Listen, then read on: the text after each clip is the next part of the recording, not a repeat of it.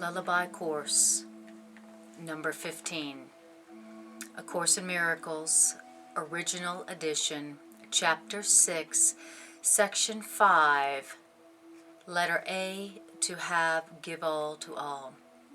Like any good teacher, the Holy Spirit does know more than you do now.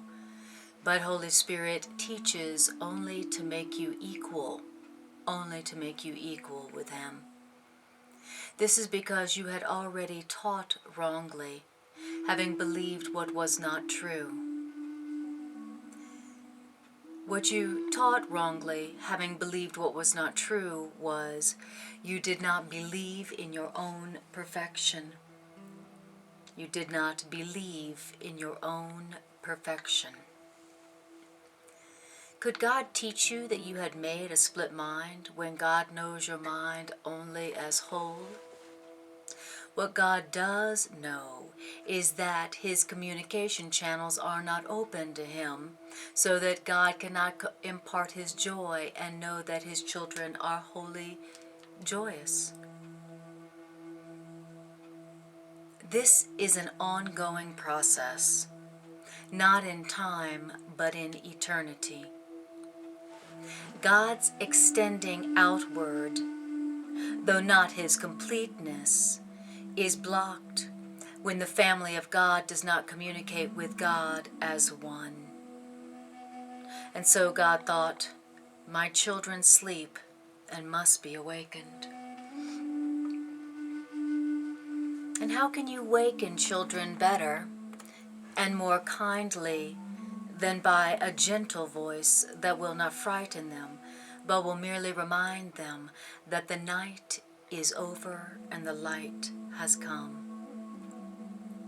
That is how you kindly wake sleeping children. You wake them kindly by a gentle voice that will not frighten them. A gentle voice that will merely remind them that the night is over and the light has come. You do not inform these sleeping children that the nightmares which frightened them so badly were not real, because children believe in magic.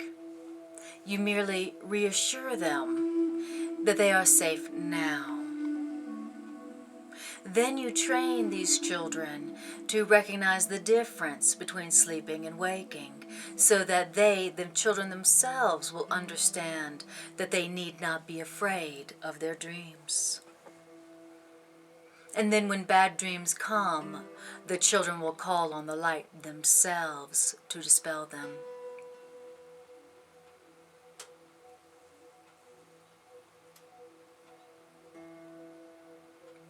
A wise teacher teaches through approach, not avoidance. A wise teacher does not emphasize what you must avoid to escape from harm, so much as what you need to learn to have joy. This is true even of the world's teachers. Consider the confusion a child would experience if the child were told, "Do not do this, because it might hurt you and make you unsafe, and then you will be afraid." All of that could be included in only 3 words: do only that. This simple statement, do only that, is perfectly clear, perfectly and easily understood, and very easily remembered. The Holy Spirit never itemizes errors, because Holy Spirit does not frighten children. And those who lack wisdom are children. Yet Holy Spirit always answers their call. And Holy Spirit's dependability makes the children more certain. Children do confuse fantasy and reality. And children are frightened because children do not know the difference between fantasy and reality. The Holy Spirit, the universal inspiration, makes no distinction among fears, fantasies, dreams. The universal spirit, the universal inspiration, makes no distinctions among dreams.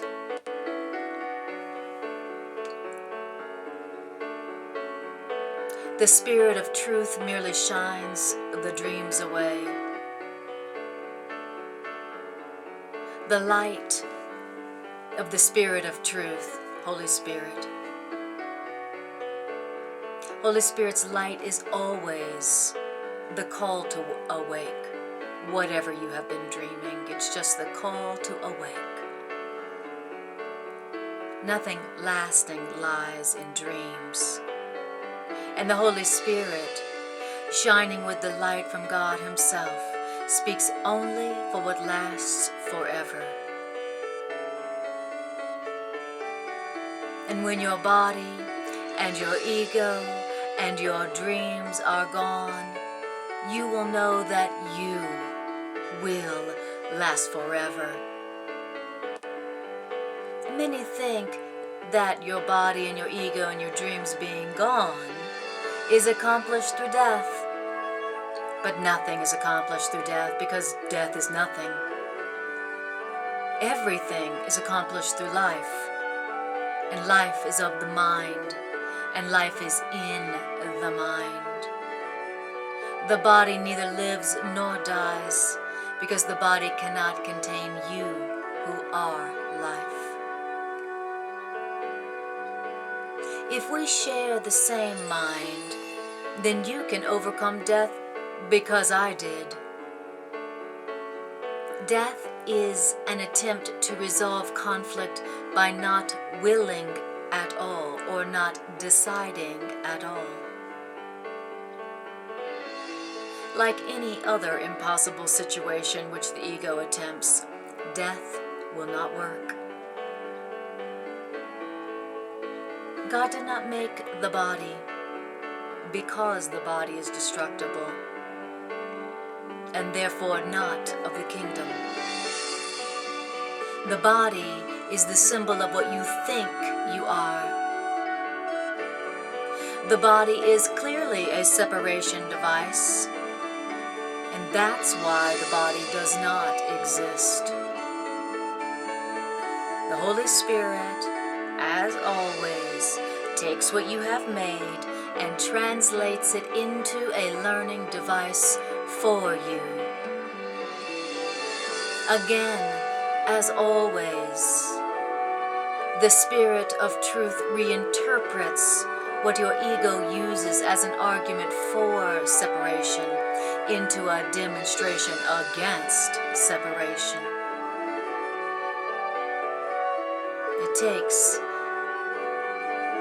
The Holy Spirit takes what your ego uses as an argument for separation and turns it into a demonstration against separation.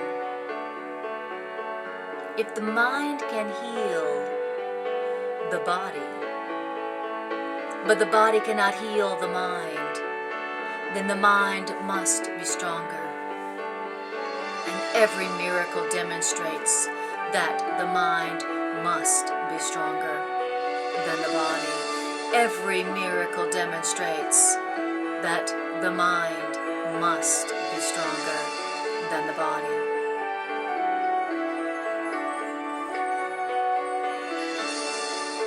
We have said that the Holy Spirit is the motivation for miracles. And this is because Holy Spirit always tells you that only the mind is real, since only the mind can be shared.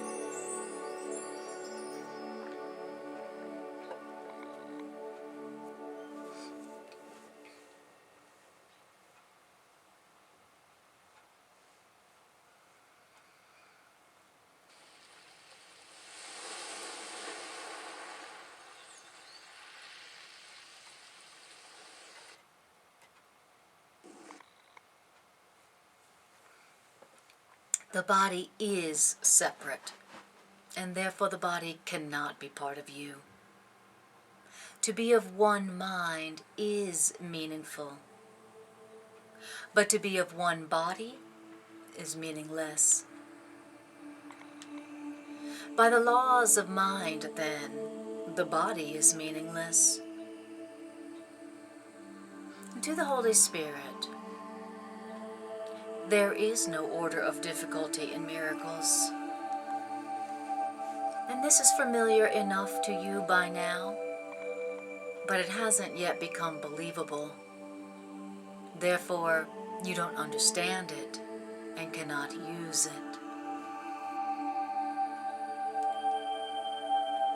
We have too much to accomplish on behalf of the kingdom to let this crucial concept slip away.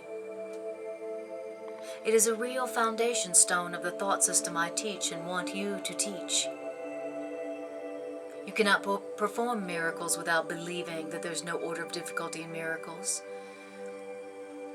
because this belief is a belief in perfect equality. Only one gift, one equal gift, only one equal gift can be offered to the equal children of God. And that one equal gift that can be offered to the equal souls of God is full appreciation. The only equal gift that can be offered to the equal souls of God is full appreciation. Nothing more and nothing less. Without a range, an order of difficulty is meaningless, and there must be no range in what you offer to each other.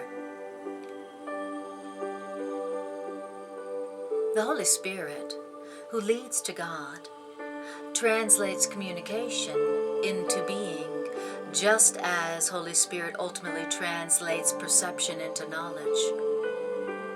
You do not lose what you communicate. Your ego uses your body for attack, for pleasure, and for pride. Now, the insanity of this perception makes this perception a fearful one indeed. The Holy Spirit sees the body only as a means of communication. And because communicating is sharing, then communication becomes communion. You might argue that fear as well as love can be communicated, and therefore fear also can be shared. But this is not so real as it sounds. Those who communicate fear are promoting attack, and attack always breaks communication, making communication impossible.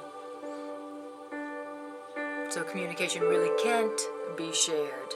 It can't be communicated and it can't be shared because fear always breaks communication and makes communication impossible. Egos do join in temporary allegiance, but always for what each one can get separately. The Holy Spirit communicates only what each one can give to all. The ego only joins with others in temporary allegiance for what each one can get separately, and the Holy Spirit communicates only what each one can give to all. Holy Spirit never takes anything back, because Holy Spirit wants you to keep it. Therefore, Holy Spirit's teaching begins with the lesson, to have, give all to all. To have, give all to all. To have, give all appreciation to all. To have, give appreciation to all. This is a very preliminary step, to have, give all to all, and it's the only step you must take for yourself. To have, give all to all. It's not even necessary that you complete this step yourself, but it is necessary that you turn in the direction of this step, turn in the direction of to have, give all to all.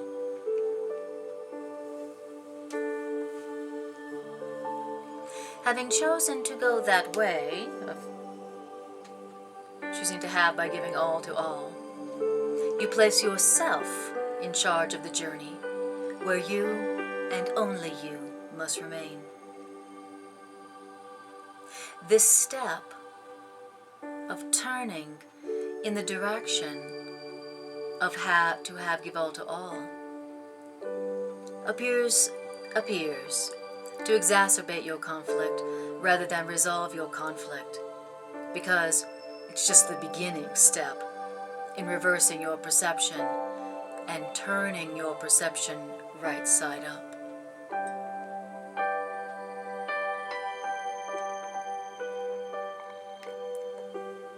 Turning in the direction of give all to all, that conflicts with the upside down perception which you have not yet abandoned, or else the change in direction would have not been necessary. Some people remain at this step for a very long time, experiencing very acute conflict. At this point, many people may try to accept the conflict rather than to take the next step toward its resolution. Having taken the first step, however, they will be helped. And once they have chosen what they cannot complete alone, then they are no longer alone. B. To have peace, teach peace to learn it. All the separated ones have a basic fear of retaliation and abandonment. And all the separated ones have a basic fear of retaliation and abandonment because they believe in attack and they believe in rejection. And so this is what they perceive. And so this is what they teach. And so this is what they learn. Attack and rejection, retaliation and abandonment. These insane concepts are clearly the result of our own dissociation and projection. What you teach, you are. But it is quite apparent that you can teach wrongly and therefore teach yourselves wrong. You can teach wrongly and you can therefore teach yourselves wrong. Many thought that I was attacking them, even though it was quite apparent that I was not. But see, an insane learner learns strange lessons.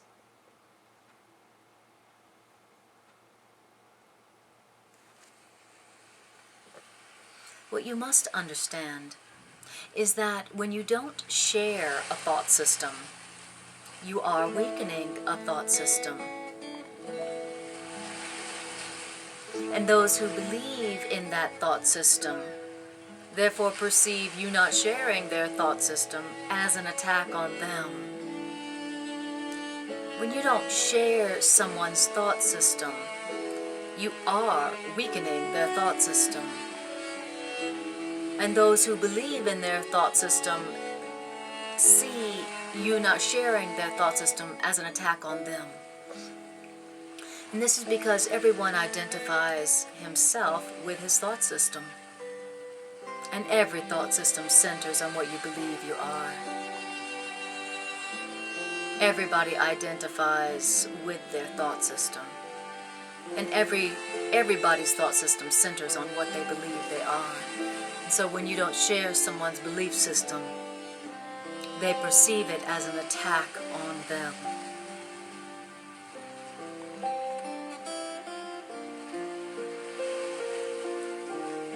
If the center of someone's thought system is true, then only truth extends from their thought system.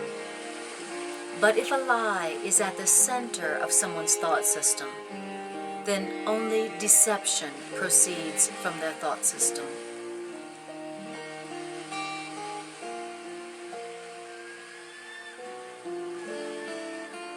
All good teachers realize that only fundamental change will last.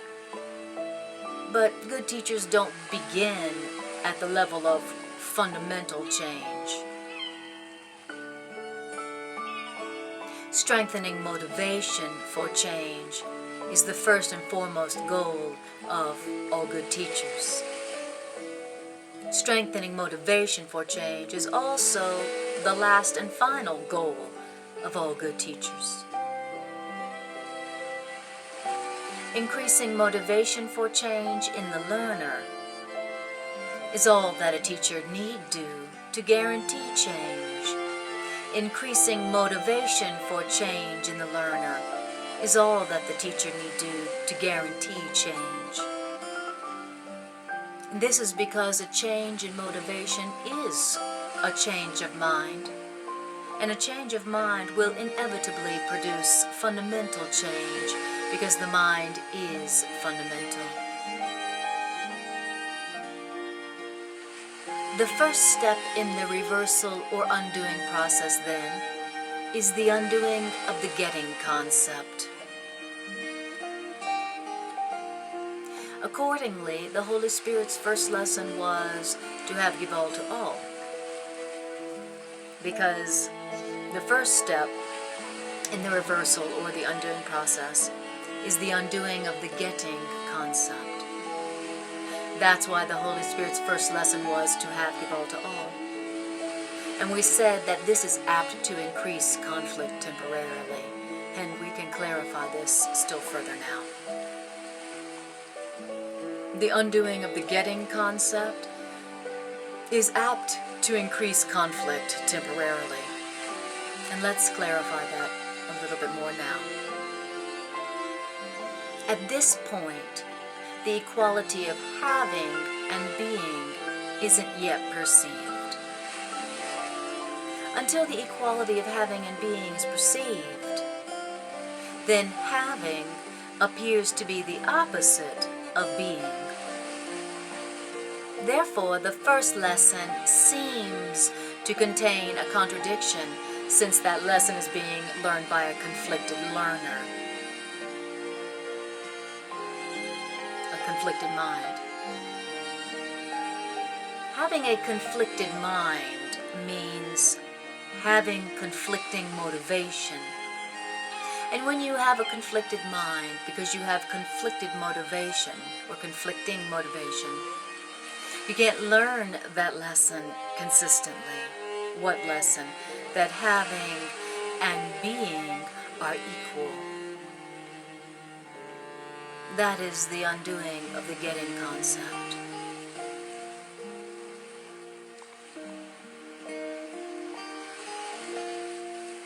Further, the mind of the learner projects its own split. And so the mind of the learner does not perceive consistent minds in others. And so they are suspicious of other people's motivation. When you have a conflicted mind because you have a conflicted motivation, you don't see consistent minds in others because you are projecting your own inconsistency, your own split. And that makes you suspicious of others.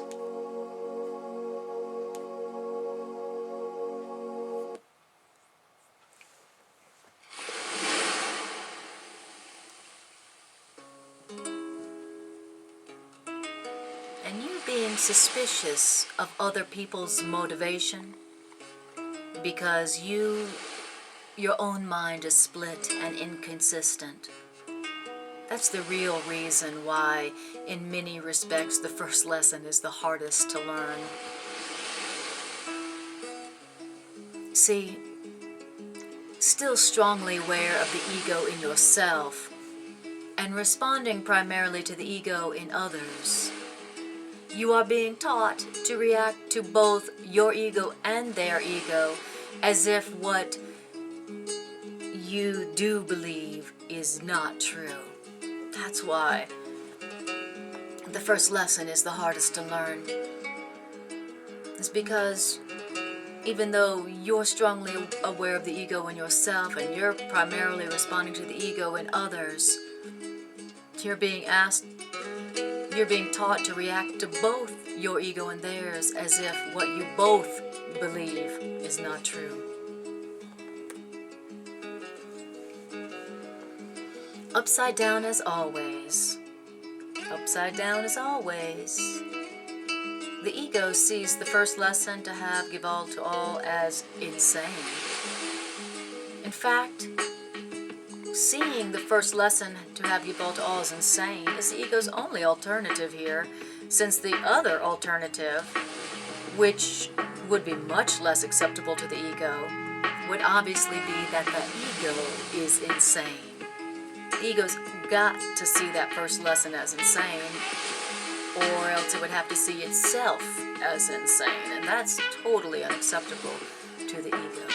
So the ego's got to see the first lesson, to have, give all to all, to have, give, as insane. The ego's judgment, then, is predetermined by what the ego is, though no more so than is any other product of thought. The fundamental change will still occur with the change of mind in the thinker.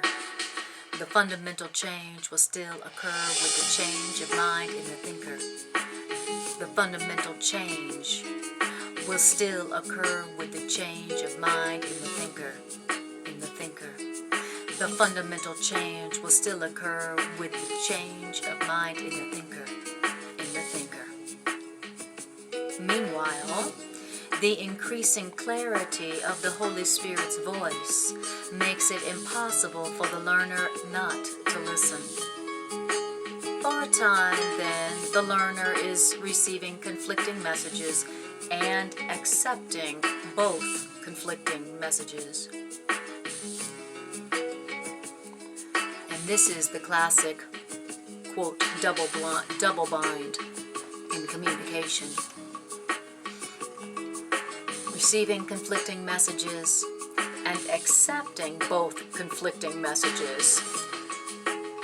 That's the classic double bind in communication. The way out of conflict between two opposing thought systems is clearly to choose one and relinquish the other. Is the way out. The way out of conflict between two opposing thought systems, love and fear, getting and having. The way out of conflict between two opposing thought systems is clearly to choose one and relinquish the other. Now, if you identify with your thought system, and you can't escape identifying with your thought system, and if you accept two thought systems which are in complete disagreement, then peace of mind is impossible. If you accept two thought systems which are in complete disagreement, like love and fear or having and getting, then how could peace of mind be possible? If you teach both thought systems, if you teach both opposite thought systems, which you will surely do as long as you accept both thought systems, then you are teaching conflict and you are learning conflict. Yet you do want peace, or you would not have called upon the voice for peace to help you.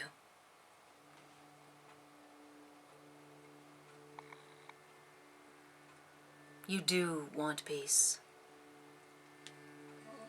or you would not have called upon the voice for peace to help you. The lesson of the voice for peace is not insane.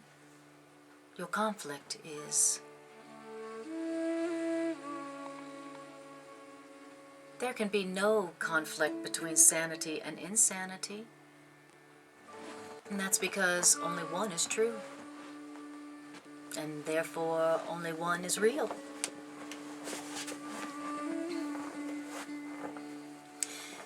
The ego tries to persuade you that it's up to you to decide which voice is true. And therefore, only one is real. The ego tries to persuade you that it's up to you to decide which voice is true. But the Holy Spirit teaches you that truth was created by God, and your decision cannot change truth. And so as you begin to realize the quiet power of the Holy Spirit's voice and its perfect consistency, then it must dawn on your minds that you are trying to undo a decision which was made irrevocably for you. As you begin to realize the quiet power of the Holy Spirit's voice and the perfect consistency of the Holy Spirit's voice, it must dawn on your minds that you are trying to undo a decision which was made irrevocably for you. That is why we suggested before that there was help in reminding yourselves to allow the Holy Spirit to decide for God for you. There is help in reminding yourselves to allow the Holy Spirit to decide for God for you. You are not asked to make insane decisions, although you are free to think you are. It must, however, be insane to believe that it's up to you to decide what God's creations are. The Holy Spirit perceives the conflict exactly as it is, and therefore Holy Spirit's second lesson is to have peace, teach peace to learn it.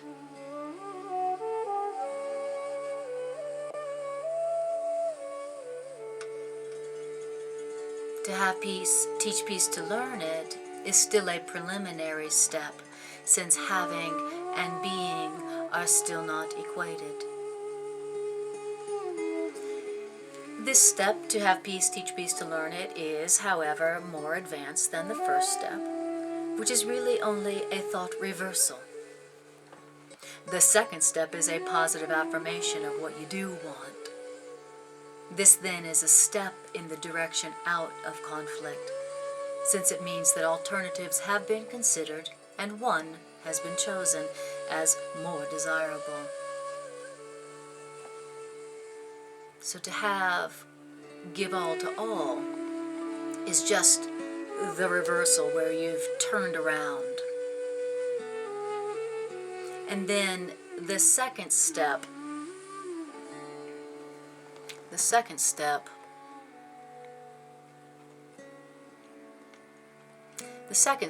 to have peace, teach peace to learn it then, is a step forward in the new direction out of your split mind.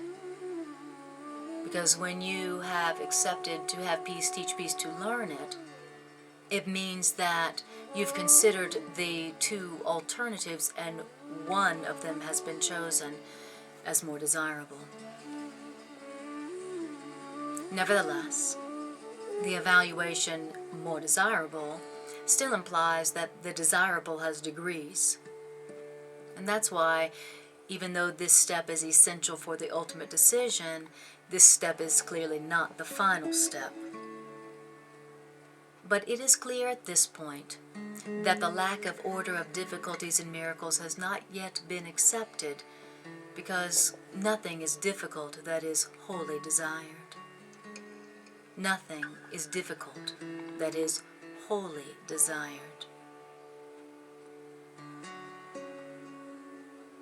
To desire wholly is to create, and creating cannot be difficult if God Himself created you as a creator.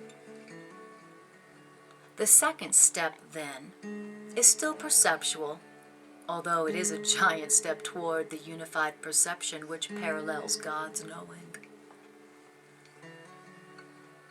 As you take this step, to have peace, teach peace to learn it, and you hold this direction, you will be pushing toward the center of your thought system, where the fundamental change will occur. You are only beginning this step now, but you have started on this way by realizing that only one way is possible. You don't realize this consistently yet. And that's why your progress is intermittent at this point.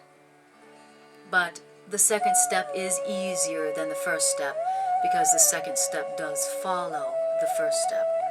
Whereas the first step was a complete opposite of the direction you had been going.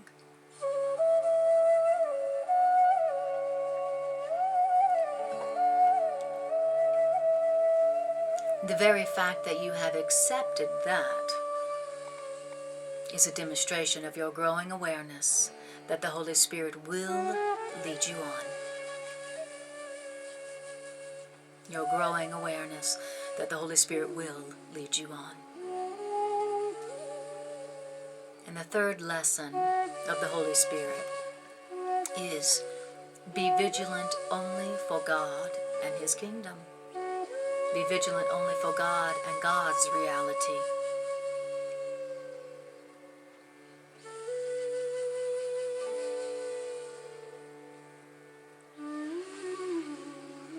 For your own salvation, you must be critical, since your salvation is critical to the whole family of God. Your own salvation must be critical. That's because your salvation is critical to the whole family of God.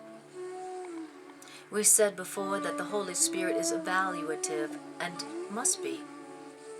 Yet Holy Spirit's evaluation does not extend beyond you, or you would share it. In your mind, and your mind only, Holy Spirit sorts out the true from the false and teaches you to judge every thought that you allow to enter your mind in the light of what God put there. Holy Spirit will judge every thought that you allow to enter your mind in the light of what God put there in your mind. And whatever is in accord with this light that God put in your mind, Holy Spirit will retain to strengthen the truth in you. What is partly in accord with the truth that God put in your mind, Holy Spirit accepts and purifies. But whatever belief you've accepted that is out of accord with the truth that God put in your mind, then Holy Spirit will reject by judging against it.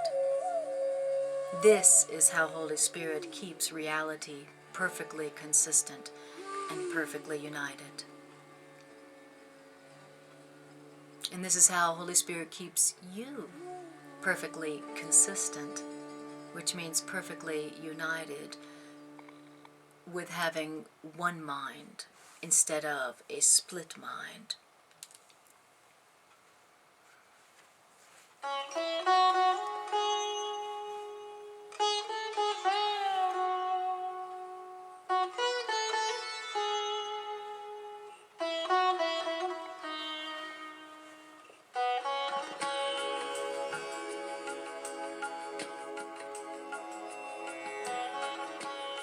What you must remember, however, is that what the Holy Spirit rejects, the ego accepts.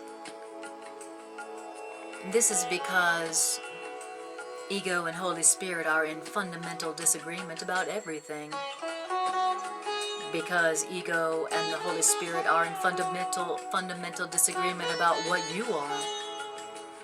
And that's why the ego and the Holy Spirit are in fundamental disagreement. The ego and the Holy Spirit are in fundamental disagreement about everything because they are in fundamental disagreement about what you are. Now, your ego's beliefs on what you are, this crucial issue, are very variable. The ego's beliefs on what you are, this crucial issue, vary. And that's why the ego promotes different moods. Because the ego's belief on this crucial issue of what you are vary. And that is why the ego promotes different moods.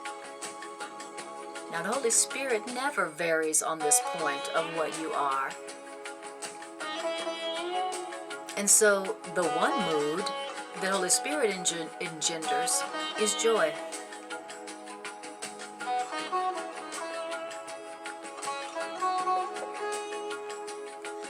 Holy Spirit protects your joy by rejecting everything that does not foster joy.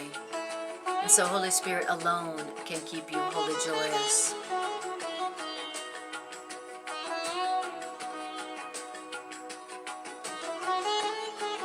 Only Holy Spirit can keep you wholly joyous, because only Holy Spirit protects your joy, because only Holy Spirit rejects everything that does not foster joy.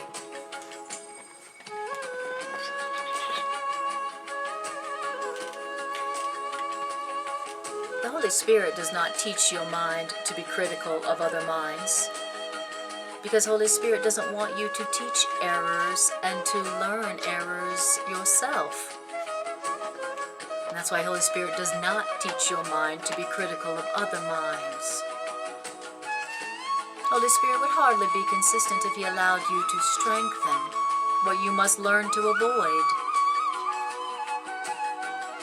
In the mind of the thinker, then, Holy Spirit is judgmental, but only in order to unify the mind, so that the mind can perceive without judgment.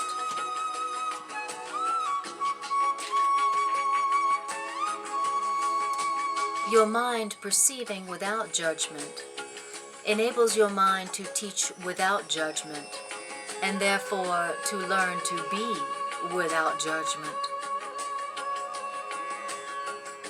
The undoing is necessary only in your mind, so that you cannot project falsely. God Himself has established what you can project with perfect safety. And therefore, the Holy Spirit's third lesson is, be vigilant only for God and God's reality, God's truth. God Himself has established what you can project with perfect safety, and that's why Holy Spirit's third lesson is, be vigilant only for God and God's reality, God's truth.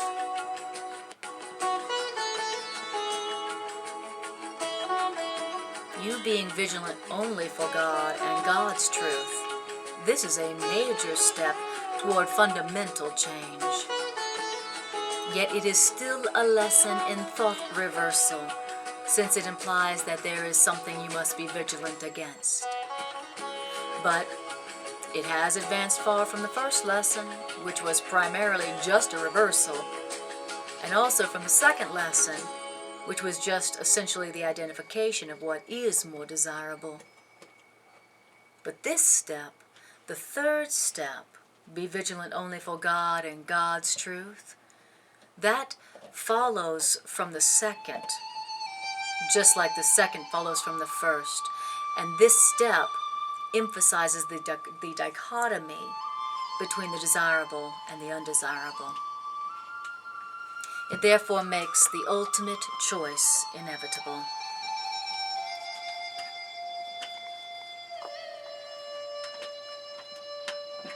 While the first step seems to increase conflict, and the second step still entails conflict to some extent, this step calls for consistent effort against conflict. Consistent effort against conflict. It is a call for consistent effort against conflict. We said already that you can be as vigilant against the ego as you can be vigilant for the ego. In this lesson, be vigilant only for God and God's truth. This lesson teaches not only that you can be vigilant against your ego, but that you must be. This lesson doesn't concern itself with order of difficulty, but just with clear-cut priority for vigilance. I'm not concerned about order of difficulty. I'm just concerned with having a clear-cut priority for vigilance, for God and God's reality, God's truth. This step, the third step, is unequivocal in that it teaches that there must be no exceptions. Although this step doesn't deny that the temptation to make exceptions will occur. And so, here then your consistency is called on despite chaos. Your consistency is called on despite chaos. Yet chaos and consistency cannot coexist for long, since chaos and consistency are mutually exclusive. Your consistency is called on despite chaos, because chaos and consistency cannot coexist for long, since chaos and vigilance are mutually exclusive.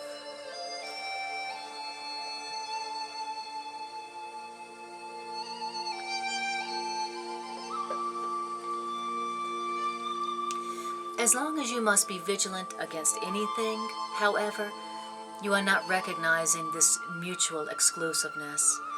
And so you are holding the belief that you can choose either one. By teaching what to choose, the Holy Spirit will ultimately be able to teach you that you need not choose at all. By teaching what to choose, the Holy Spirit will ultimately be able to teach you that you need not choose at all.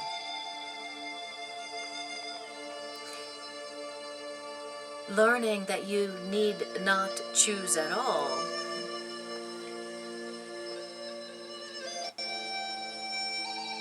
will finally liberate your will from choice and direct it towards creation within the kingdom.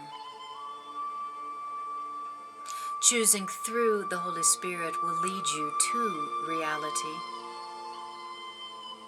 and you create by what you are. But this is what you must learn, what you are. You create by what you are, but what you are, you must learn.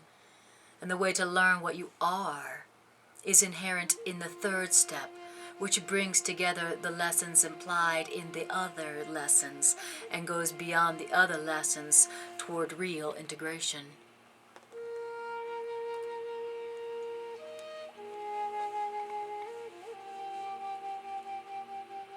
If you allow yourselves to have in your minds only what God put there in your minds, you are acknowledging your mind as God created it. And when you acknowledge your mind as God created it, you are accepting your mind as it is. And since your mind is whole, you are teaching peace because you believe in peace.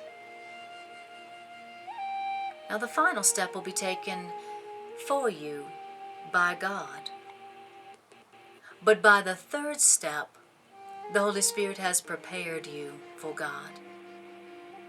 Holy Spirit is getting you ready for the translation of having into being by the very nature of the steps you must take with Him.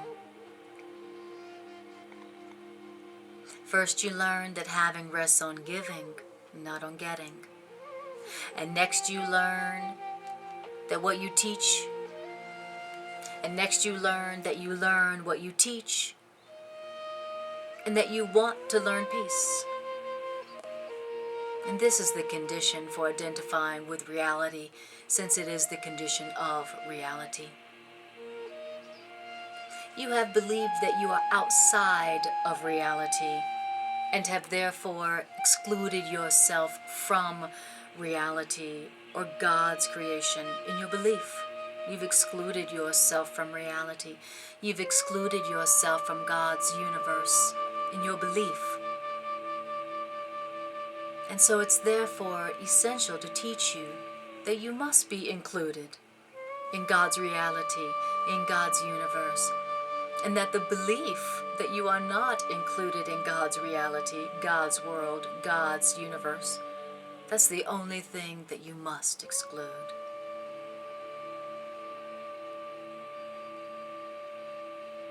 And then the third step, be vigilant only for God and God's reality.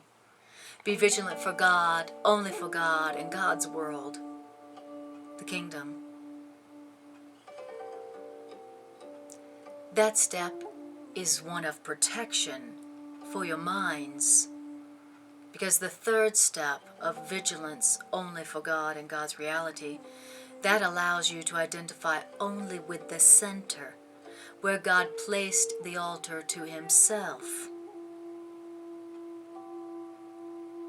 We've already said that altars are beliefs, but God and God's creations are beyond belief, because God and God's creations are beyond question.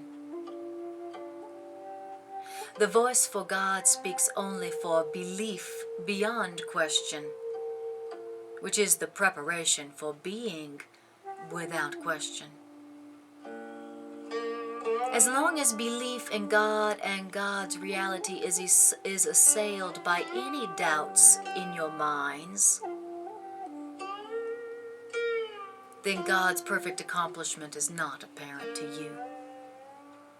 And this is why you must be vigilant on God's behalf.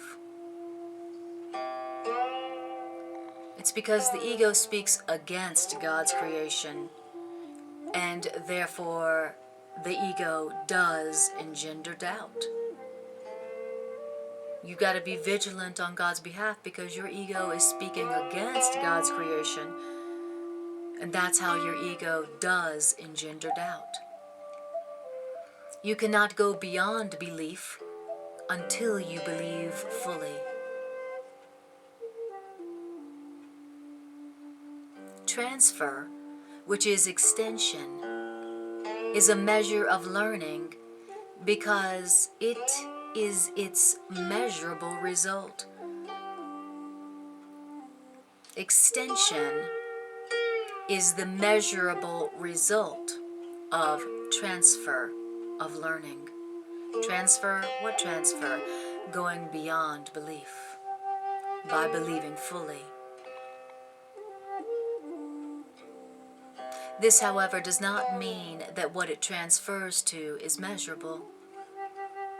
On the contrary, unless it transfers to the whole family of God, which is immeasurable because it was created by the immeasurable, then the learning itself must be incomplete. Until your learning transfers to the whole family of God, to everyone, then your learning must be incomplete. And so to teach the whole family of God without exception, to transfer your learning to everybody without exception, demonstrates that you perceive creation's wholeness, which means that you've learned that creation is one. But now you've got to be vigilant to hold creation's oneness in your minds. You've got to be vigilant to hold the oneness of creation in your minds. Because if you let doubt enter, then you will lose awareness of creation's wholeness, and you won't be able to teach wholeness to creation, to the world. The wholeness of the kingdom, the wholeness of creation, does not depend on your perception, but your awareness of creation's wholeness does depend on your perception. It's only your awareness that needs protection, since your being cannot be assailed. It's only your awareness of the creation's wholeness that needs protection. And only your awareness needs protection because your being cannot be assailed. Yet a real sense of being cannot be yours while you are doubtful of what you are. And this is why vigilance is essential.